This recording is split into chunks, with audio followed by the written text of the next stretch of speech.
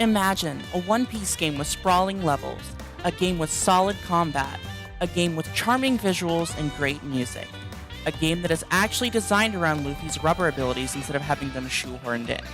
Well, this isn't just some video where I explain an imaginary One Piece game that has yet to be made, because I'm talking about a game that does exist, and that game is Shonen Jump's One Piece for the Game Boy Advance.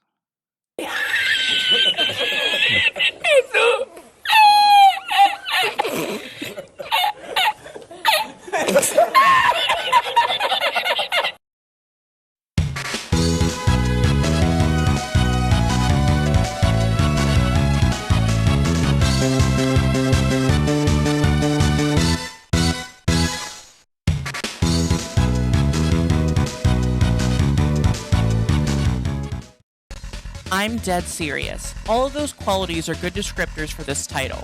The game was developed by Dimps, a company known for everything from the Sonic Advance and Rush games to Street Fighter IV. It was released on September 7, 2005, along with Shonen Jump's One Piece Grand Battle. In the 2000s, it was really common for a licensed console game to get some kind of mediocre companion title on whatever handheld was popular at the time, but this is definitely not one of those cases. One Piece for the GBA, which I will now refer to as Opgaba. Say my name.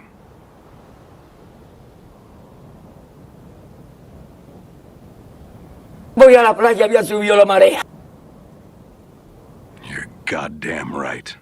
Is a 2D side-scrolling action platformer where you take control of Luffy and travel through iconic locations from the East Blue. The locations include Alvida's ship, Shellstown, Orangetown, Syrup Village, the Baratier, Arlong Park, and Logtown. You'll run, jump, stretch, and punch your way through enemies to get to the end of areas, with each of the 6 levels featuring 2 areas and a boss battle. The plot is absolutely paper thin, not even attempting to accurately retell Luffy and crew's humble beginnings on their way to the Grand Line. There are a few characters you can find on each level who will spout a bit of exposition, and the boss battles start with a fun little conversation between Luffy and the Big Bad. But much like a hentai, you don't play Opgaba for the plot. You don't play it at all. Yeah, I see another tab you have open, you filthy degenerate. FBI, open up! Luffy's sprite is very expressive, and I was surprised at how well he feels to control.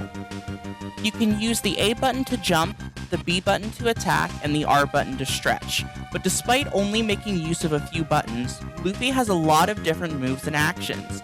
You can double tap the D-pad to dash, press the A and B button together after building a meter to launch special attacks, attack in the air, do a few basic combos, and even reflect projectiles with Gum Gum Balloon.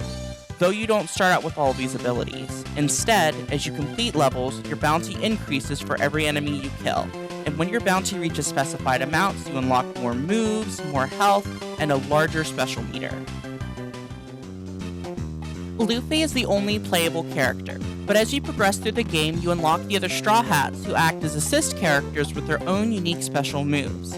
You can press the L button to cycle through which crewmate's special attack you want to use. But when playing through stages, you actually have to find your fellow crewmates. Every time you start one, they fuck off to some random spots, and you have to collect them in order to use their special during that area. Some levels also require you to have a specific crewmate with you to proceed through an alternate path or grab a collectible. Even though it's a little tedious, I think this is unironically good attention to detail. Very rarely are the Straw Hats all together in the same place in the actual story. The stages themselves are stuffed with tons of collectibles and alternate paths. Some of these collectibles can only be obtained upon replaying levels, which is slightly annoying, but it's seriously shocking just how large the stages are. Luffy can stretch his arm to launch from poles in various directions, and some stages even have unique gimmicks, like launching yourself from cannons in Orangetown. It's really easy to go off the beaten path and explore to find collectibles. Some individual stages can take upwards of 20 minutes, and to do and see everything, you have to develop a good understanding of the stage's layout and make use of the various gimmicks in ways you wouldn't expect. Opgaba as a whole is also surprisingly challenging. While fodder enemies aren't much of a threat, the way they are placed sometimes can force you to make careful choices in timing your jumps and attacks. If you aren't careful, their attacks will send you flying towards the place you don't want to be sent to. Hell. And the boss battles especially don't hold back. They require you to memorize patterns and find and exploit weaknesses. Each level also features a mini-boss in the second area, and while not quite as infuriating as the main bosses, they aren't anything to sneeze at. The visuals are absolutely adorable. Opkaba as a whole looks so cute, and I love seeing the characters and locales from One Piece in the 16-bit style. It's crazy how much of the series' signature style they were able to cram in this tiny package. Everything is so bright and colorful, it just makes me smile. And the music is also an especially high point. There aren't many tracks, but a lot of them are bubbly and exciting, and pretty close to what I would expect the music for a game like this to sound like. I say pretty close because there isn't a single horribly compressed pirate rap to be found here. Yo! Yo! Dreamin', don't give it up, Sanji! Dreamin', don't give it up, Sanji! Dreamin', don't give it up, Sanji! Dreamin', don't give it up. I genuinely think that One Piece belongs on a list of hidden gems for the GBA. And I think it's up there with another 2D platformer developed by Dimps, Dragon Ball Advanced Adventure, as one of the best anime games on the system. If you like 2D platformers in One Piece, then I think you'll have a fun time. Here's how the story goes, we find out, but the mystical Great Blue, there's no doubt. The chef whose eyes on it, they will sing. I'll be king of the ship cooks, I'm gonna be king. Yeah, yo.